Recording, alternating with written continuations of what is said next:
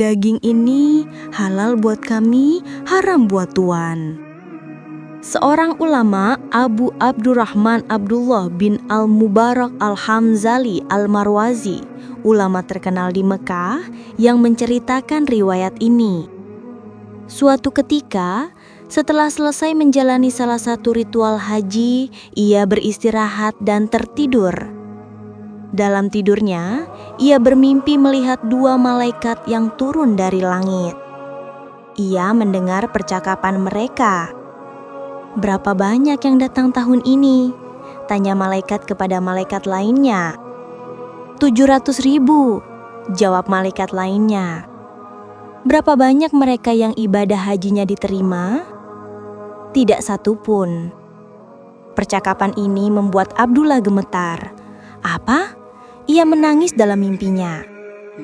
Semua orang-orang ini telah datang dari belahan bumi yang jauh, dengan kesulitan yang besar dan keletihan di sepanjang perjalanan, berkelana menyusuri padang pasir yang luas, dan semua usaha mereka menjadi sia-sia.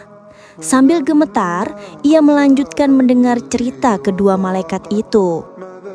Namun, ada seseorang yang meskipun tidak datang menunaikan ibadah haji, tetapi ibadah hajinya diterima dan seluruh dosanya telah diampuni.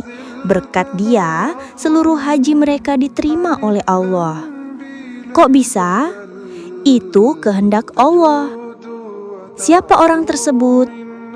Sa'id bin Muhafah, tukang sol sepatu di kota Damsyik, Damaskus sekarang. Mendengar ucapan itu, ulama itu langsung terbangun. Sepulang haji, ia tidak langsung pulang ke rumah, tapi langsung menuju kota Damaskus, Syria. Sampai di sana, ia langsung mencari tukang sepatu yang disebut malaikat dalam mimpinya. Hampir semua tukang sepatu ditanya, apa memang ada tukang sepatu yang namanya Sa'id bin Muhafah? Ada, di tepi kota, jawab salah seorang sol sepatu sambil menunjukkan arahnya. Sesampai di sana, ulama itu menemukan tukang sepatu yang berpakaian lusuh. "Benarkah Anda bernama Sa'id bin Muhafah?" tanya ulama itu. "Betul, siapa Tuan?" "Aku Abdullah bin Mubarak." Sa'id pun terharu. "Bapak adalah ulama terkenal, ada apa mendatangi saya?" Sejenak ulama itu kebingungan dari mana ia memulai pertanyaannya. Akhirnya ia pun menceritakan perihal mimpinya. "Saya ingin tahu, adakah sesuatu yang telah Anda perbuat sehingga Anda berhak mendapatkan pahala haji mabrur?" "Wah, saya sendiri tidak tahu." "Coba ceritakan bagaimana kehidupan Anda selama ini."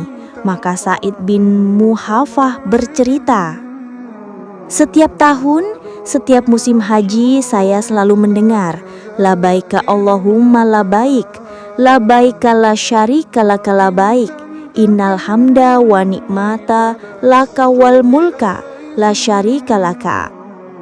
Ya Allah, aku datang karena panggilanmu, tiada sekutu bagimu, segala nikmat dan puji adalah kepunyaanmu, dan kekuasaanmu tiada sekutu bagimu. Setiap kali aku mendengar itu, aku selalu menangis. Ya Allah, aku rindu Mekah.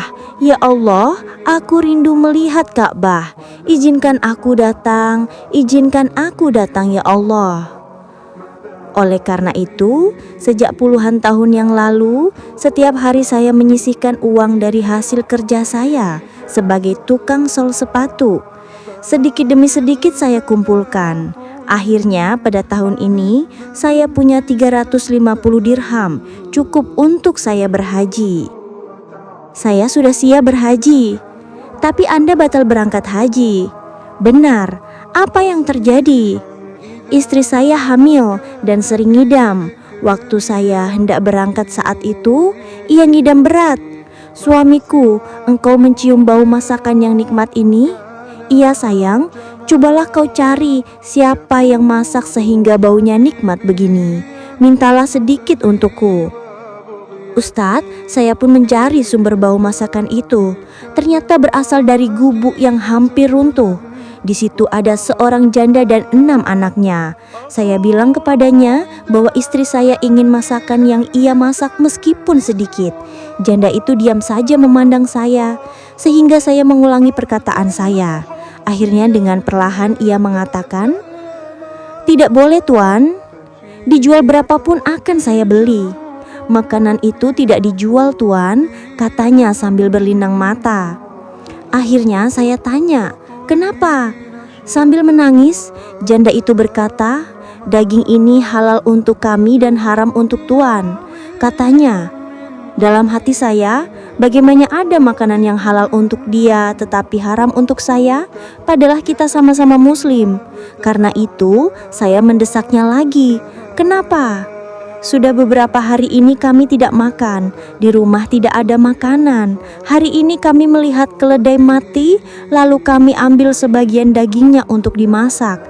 Bagi kami daging ini halal, karena andai kami tak memakannya, kami akan kelaparan.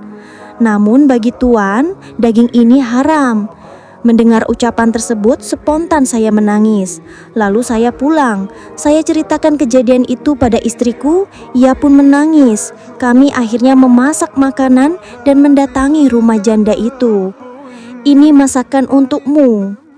Uang peruntukan haji sebesar 350 dirham pun saya berikan pada mereka. "Pakailah uang ini untukmu sekeluarga.